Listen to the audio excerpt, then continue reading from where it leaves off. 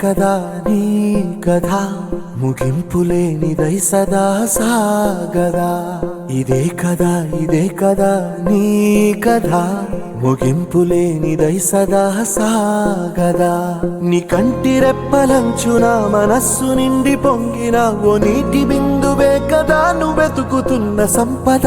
ఒక్కొక్క జ్ఞాపకానికి 100 ఏళ్ల ఆయువుందిగా, ఇంకెన్ని ముందు వేచనో అవన్నీ వెతుకుతూ పదా. మనుష్యులందు నీ కథ మహర్షిలాగా సాగదా. మనుష్యులందు నీ